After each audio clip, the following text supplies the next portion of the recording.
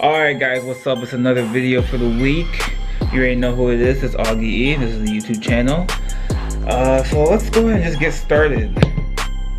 Government is reopened, finally. After 35 days of being shut down, after 35 days of workers working for free, missing their first paycheck for the year, Trump and Congress finally came to a deal.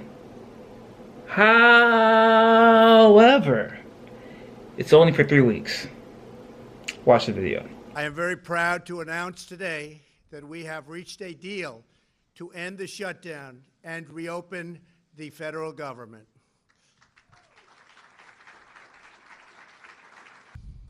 In a short while, I will sign a bill to open our government for 3 weeks until February 15th.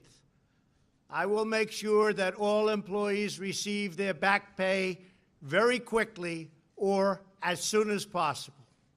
It'll happen fast.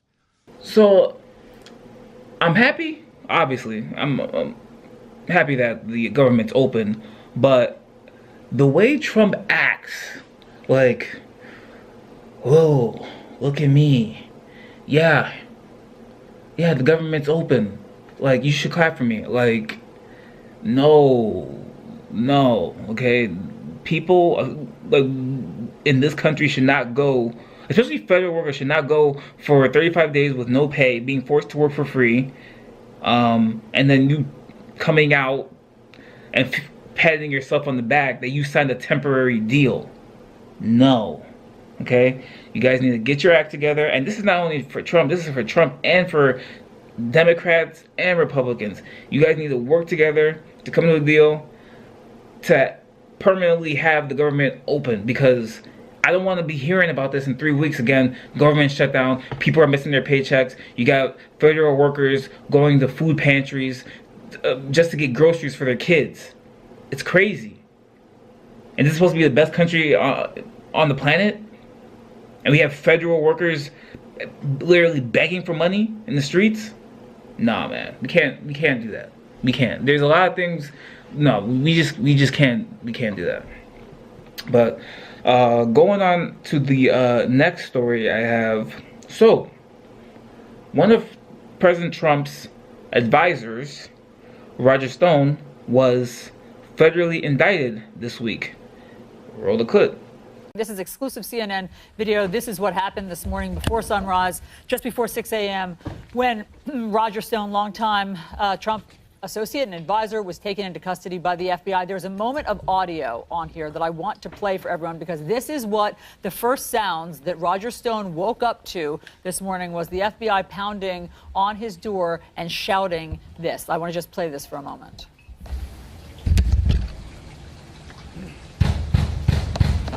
FBI, open the door.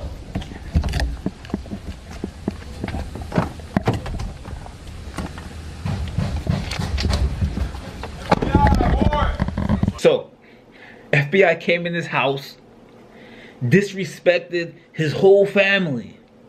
No, but seriously, the reason why this is important is because Roger Stone, he's been working in politics for a very long time. He's worked on a lot of presidential campaigns throughout history, working for a lot of Republicans.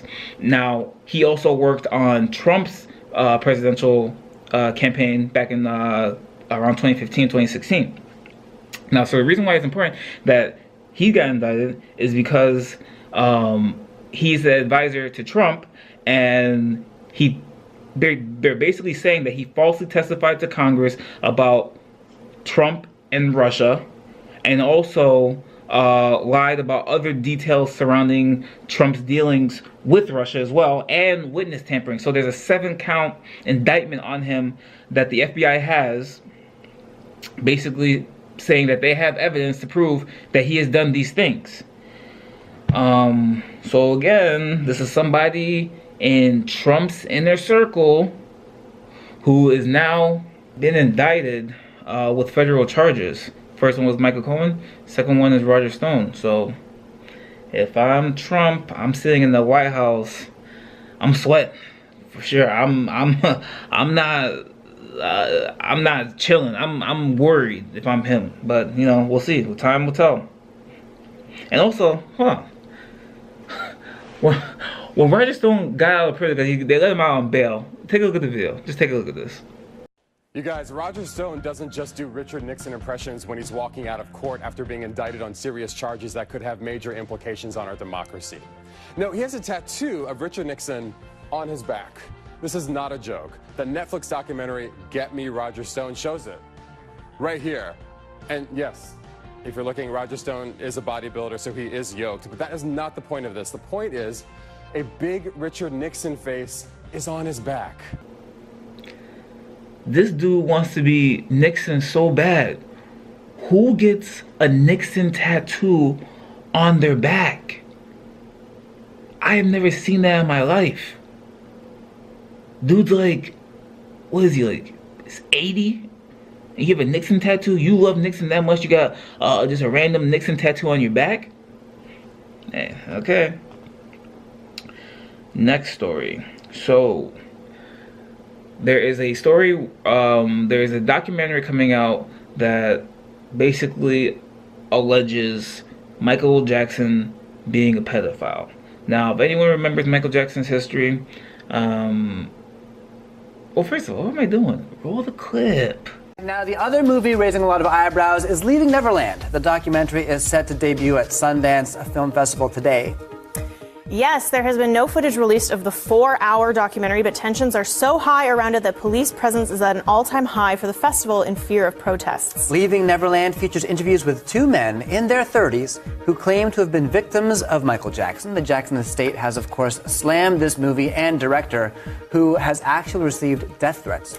Yeah, so the doc is getting a lot of comparison to the R. Kelly doc, but Wade Robinson, one of the men featured in the upcoming Michael Jackson documentary, Leaving Neverland, tells TMZ his end game is not necessarily to mute MJ. What's your like end goal here? Like, is there like a move to shut MJ's music down as well? You saw what people did with mute R. Kelly. No, it's really not even about. It's beyond Michael now.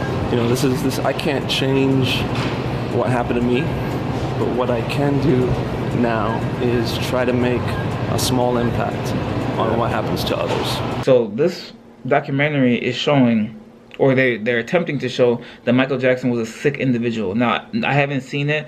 It's called Leaving Neverland. It's going to come out on HBO at some point this year. So I'll probably be doing another video about that once it's finally released.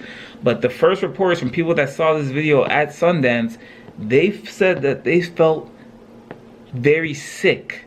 Like they felt very sick about what was being said about Michael Jackson in this documentary. Now, there's already both sides. Obviously, Michael Jackson's family basically are calling the 2 accusers liars. And then there's people that are saying that, you know, Michael Jackson might have done this stuff. I don't know. I'm going to still wait till the documentary to make my decision. But, yeah, it's interesting, man. I don't know. First R. Kelly, now Michael. So, I don't know, man. And the final story for the week is YouTube related. We have Gordon Ramsay on the show Hot Ones. You guys know who Gordon Ramsay is, right? 1, 2, 3, 4, 5, 6, 7, 8 of you. Fuck off out of here. Get out. Out. And one more thing. Get out. Romantic dinner.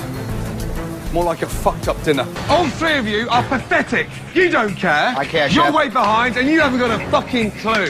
Can we work together as a team? Fucking donkey. You can't even do a fucking risotto. You know that. You can't even fillet a fucking fish.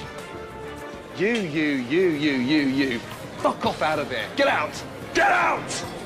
Yeah, so he's on this show, basically eating chicken, and it's honestly probably some of the most entertaining content I've seen in a while. Tastes like your grandfather's big toe. Oh yeah. Holy fuck. Yeah. Shit. Yeah. That's like fucking sticking your tongue in a fucking plate of acid. No, culturally, yeah. They need to. Go on. This is amazing. The lime, does that work? Side. of the restaurant setting. Like when you went to Brixton. Hit me with one. Okay. Fuck. It's going down. Fuck. And it's only 30 minutes, so take a look, watch it. But yeah, Gordon, I think he loses his mind, honestly. I mean, is the chicken really that hot? Honestly, is it really that spicy? I want to get some of these and maybe recreate it on my channel and really want to see, is the chicken this spicy or is Gordon being dramatic? But anyway, watch it, take a look. But that will be the end of the video. So like, share, subscribe. Ugh. And that's it. Peace.